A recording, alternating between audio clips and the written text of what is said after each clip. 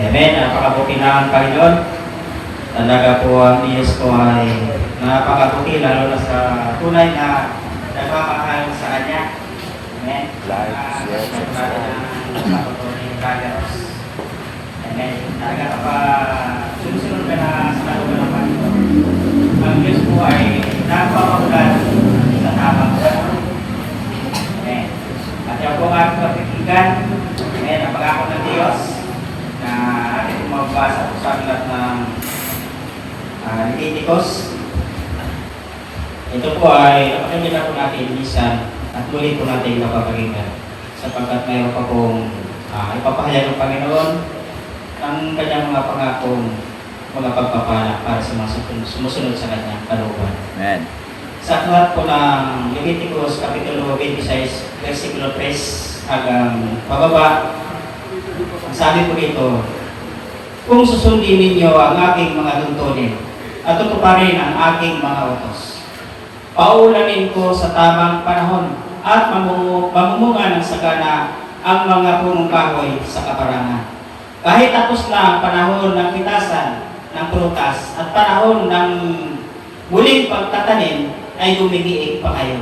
Sasagana kayo sa pagkain at mamumuhay ng panatag. Paghahari ang kapayapaan sa buong lupain at walang gagambala sa inyo. Palayasin ko ang mababangis na hayop at wala ng birigma sa inyo. Natatakos sa inyo ang inyong mga kaaway at malulupig ninyo sila sa labanan sapagkat sapat na ang 5 sa inyo upang talunin ang 100 kaaway at ang 100 para sa 10,000 kaaway. Malulupig ninyo ang inyong mga kalaban.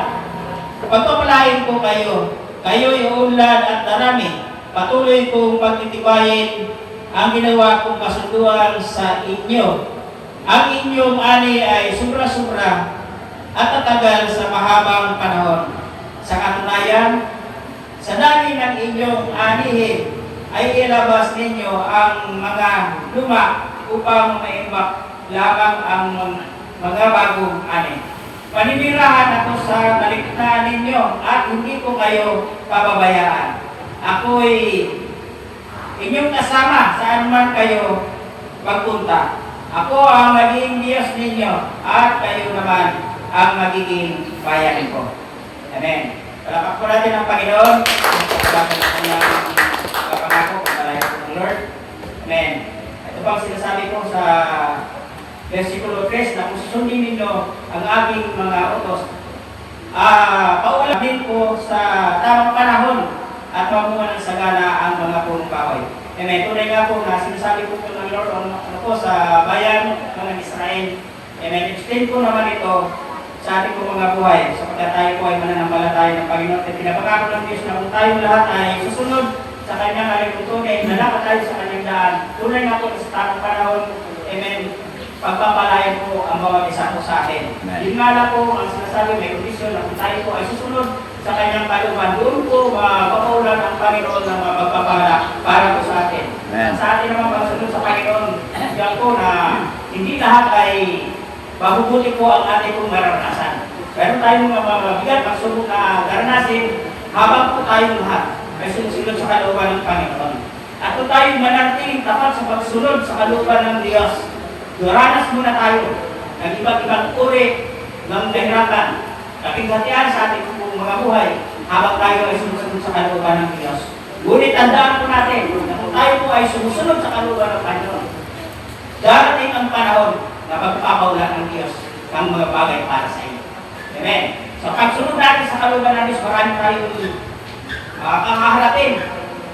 Minsan, hindi maganda ang magiging sitwasyon po ng ating Christian.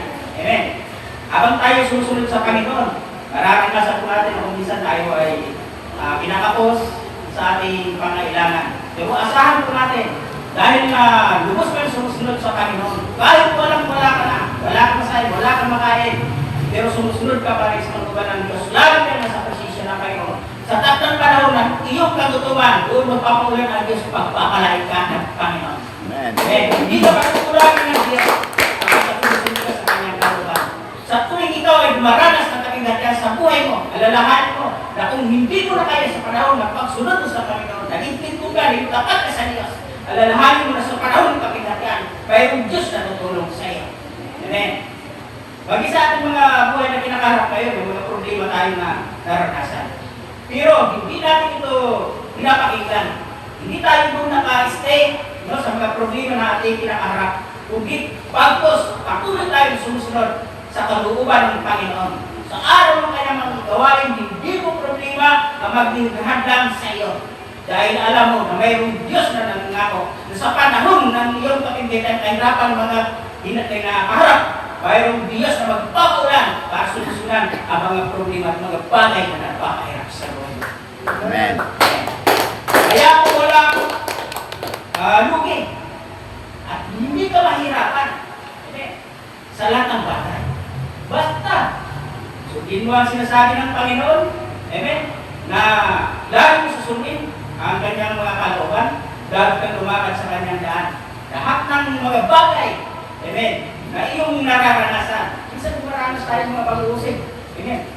At sa akin, minsan naranasan ko rin yan. Pero alam niyo po, hindi ko pinakinggan ko yan. Amen.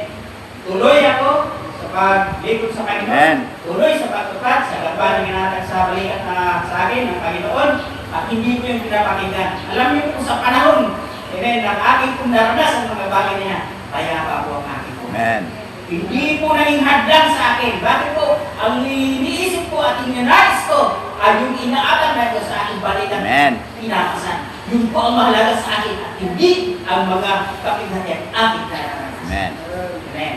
At alam niyo po sa panahon na yan, ang naranasan mo mga bagay-bagay na yan, mayroong Diyos na tutulong sa iyo. Ang problema, hindi tayo sumusunod sa kalooban na Diyos, hindi natin sumusunod sa Panginoon. Sa panahon na dumaranas kang lahat ng bagay, sino ang tutulong sa inyo? Amen. Yun ang problema. Sa ating mga Kristiyano. Na sa panahon na tayo po ay may mga problema na dumarating. Masigura po natin hindi ka na solusyon lang. Amen. Ikinailangan natin sa ating kakayanan. Amen. Alam mo naman po natin, ang ating kakayanan, tayo lahat. Yan po ay limitado. Mayroong panahon na hindi mo kakayanin kung hindi ka tutulungan ng Diyos mo. Amen.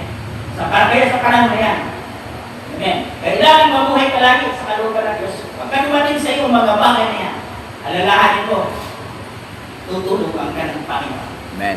Amen. Marami po na tayo makaharapin. Amen. Sa pagsunod natin sa Diyos na buhay, ipinapangako niya na magpapaulan siya ng mapagpapala. Amen. Mga himala.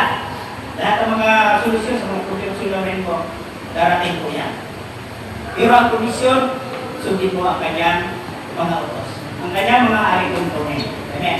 Kaya po sa pagsunod sa Panginoon, tuloy-tuloy lang. Magpakalakas po tayo sa Diyos. Manali tayo sa mga pangako ng Panginoon na sinasabi niya ang hindi kanya iiwan, hindi pababayaan. Tuloy ang paglingkod sa Diyos, tuloy ang pagganap sa kalooban ng Panginoon. Lahat ng mga bagay na natapos sa ating mga balikan, tuloy po na ating pong gagawin. Amen. At sa pagsunod po natin sa Panginoon, ito po ang mangyari, pagpapaulan po ng Diyos na mapagpapala para sa inyo. Alam niyo, pagsunod po natin sa Panginoon, habang sumusunod po tayo, amen, sumusunod na rin po yung mga pagpapala. Amen, ang Panginoon. Pagsunod natin sa kalooban ng Diyos, habang tayo sumusunod, ang ating po mga pangangailangan sa buhay, ating ninanais, pero hindi po natin natin. Sa pagsunod natin sa Kanya, unti-unti yung tumawa. Lahat ng pangako ng Diyos na mga mabuting bagay para sa iyo, unti-unti po yan bumababa. Habang ikaw ay sumusunod sa Panginoon, unti-unti po yan mararanasan. Unti-unti yung yan bababa sa iyo. Pakikita mo na lang yung mga problema mong iniwan sa Diyos, pakikita mo na nagigyan na pala ng Panginoon. Alam niyo po sa pagsunod sa Panginoon, sa panahon na ikay walang-wala, okay, makikita mo na lang. Mayroon na pala pinadala ang Diyos. Nagkaroon na ng laman niyo sa inyo. Kaya sa panahon ng ating pagsunod sa Diyos, huwag kang mag-alala. Sapagkat nangako ang Panginoon na magpapaulan siya sa tamang panahon. Amen. At manatili lang po tayo sa pagsunod sa kalooban ng Diyos. Sabi niya kahit tapos na ang panahon ng pitasan ng prutas, panahon ng ani, may bumibig pa kayo. Hallelujah. Talagang pinapapala ko ng Diyos yung mga taong susunod sa kanyang kalupan. Matapin mo. Natapos ng year 2026. Amen. Pinagpala ng Diyos ang iyong negosyo. Amen. Hanggang sa panahon ng 2027, hindi lang pa ka ng mapagpakalang binigay sa iyo ng Diyos. Hindi ka matapos magbilang ng mapagpakalang ng mga perang binigay sa iyo ng Panginoon. Dahil sunod ka sa Diyos. Amen. Kaya yung panahon na yan, nagbibilang ka ba hanggang year 2027 eh. Tatapin ko na naman yung mga pagpapalang binigay sa iyo ng Diyos ng year 2026. Amen. Ilalabas mo yun. Gatas ko siya yun. Dahil matatakot ka na baka. Amen. Dahil sa sobrang pagpapala ng Diyos na ibigay sa iyo, dahil sa pagsunod mo sa Panginoon, matatakot ka na kung saan mo na lang siya gagamitin. Amen. Sapagkat kung darating ka na ito year 2027, problema ka naman kung saan mo naman siya ilalagak. Amen. Ganyan ang daranasin ng mga tao. Amen. Na lagi sumusunod sa kalooban ng Panginoon. Sobra-sobra ang hindi ka pagkukulaan ng Panginoon. Dahil po, nangyayari kay Brothers, nakakatuwa. Di ba nakikita nyo? Sumasabi sa isang ng tao. Ang mabuti bagay ng unanda ng Diyos sa mga nagmamahal sa Kanya. Marami po, pag nagpalang yan. Hintayin mo lang. Sa pagsunod mo sa Kanya, hintayin mo lang. Kapag hindi pa umarating yung pagpapaulan ng Diyos, mga pagpapalang para sa iyo, stay ka lang sa kalooban ng Diyos pagsunod. Dahil pagdating ng panahon na ikaw ay kailangan mo na ang mga bagay na yan sa kanila ibibigay sa iyo ng Diyos yan. Amen. Hindi ba i-release ng Panginoon yan? Dahil nakikita ka pa niya na ang mga pagpapalan na una na ibinigay niya sa iyo ay hindi mo pa nauubos. Amen. Kaya sa panahon, sa pagsunod na sa Panginoon, sa panahon na kung saan hindi mo na wala ka na sa kakapakulan ng Panginoon ng mga pagpapalang hindi mo maunawaan kung saan magagaling. Hallelujah. Ganyan ang itinapangako ng Diyos sa lahat ng masusunod. Wala pa. Dito pa lang na ako. Wala na, oras na naman. Hallelujah. Amen. Kahit tapos na ang panahon, nagbumigi ka pa rin. Amen. Tuloy pa rin ang pagiging lalo sa mga pagpapala ng Panginoon. Kaya ako sabi dito sa versikulo 20, pagpapalain kayo yung ulan at darami. Amen. Pagpapalain tayo ng Panginoon, nakaasahan ko natin. Sinabi ng Diyos, tayo ay darami. Amen. Ang natanim sa kami ng templo ng Diyos, bunga nila yung darami, sabi sa aklat ng mga awit. Bunga nila yung darami, kaya po tayo lagi sumusunod sa kalooban ng Panginoon, tayo po ay darami. Amen. Upang maranasan po natin mga pagpapala ng Panginoon. Amen.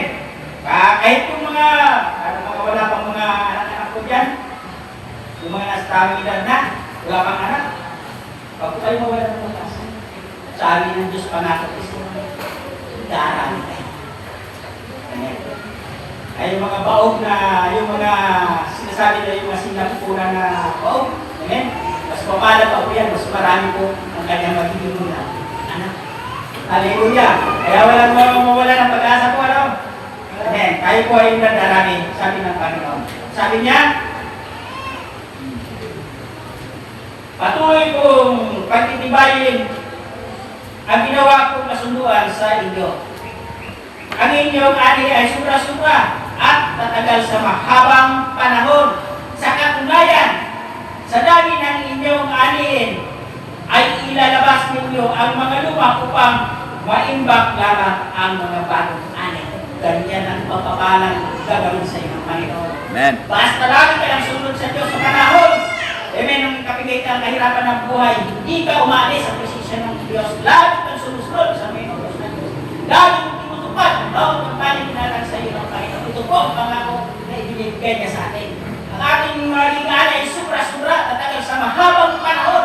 Ibig sabihin, ang pagpapala mo ngayong year 2026 ay sobra-sobra na yan hanggang dumating ang panahon ng year 2027 at sa panahon pang darating. Sobra-sobra ang pagpapala na gawin sa inyo. Pagpapala niya ay yung mga trabaho, yung mga nagtusin, lahat ang nagkukunan nyo ang ikinabubuhay, pagpapalain po yan ng Panginoon. Ang ngayon, pangako yan ay sobra-sobra, hindi ka magkukulang. Amen. Kung lagi kang sumusunod sa kalooban ng ating Diyos na buhay. At ang sa akin niya ilalabas mo, amen, yung mga una mong ani, parang ibak lang yung mga bato. Amen. Kaya yung mga pirang ngayon na binigay ng Diyos, mga pagpapala, amen, mamulima ka ngayon, paano mo yan uurusin? Amen. Kaya ilalabas mo yan, tatagilin mo sa mga bago, sa malagayan mo, pangabutan niya ng pagka-expired. Amen. Dahil mayroon pang mapapapala na dumating sa iyo. Amen. At yun naman, ipapalit mo sa mga unang pagpapala na ibigay sa iyo ng Panginoon. At ang lahat na yan ay tatagal daw sa mahabang panahon. Ibig sabihin, hindi lang kung taon natin kayo na nagana. Kung sumunod ka sa kalooban ng Diyos sa natin pang panahon, tunay nga po ng pagpapalay ka ng Panginoon. At ang lahat na yan ng mga pagpapala ay hindi mo kayang ubusin kung mananatili ka sa kalooban ng ating Panginoon. Yan po ang question. At wala na pong oras. Pagpapalay ng text. Lord. Amen. Yan po. Manatili po tayo sa Diyos. Sundin ang kalooban ng Panginoon. Sundin. Lahat ang kaligid. So tayo nga po ay pagpapalain sa ating mga negosyo trabaho. Sa ating mga tutuunan. Ibigay ko na po may susunod tayo sa conference. Sa buhay ko, Mr. Elizabeth Lairoya.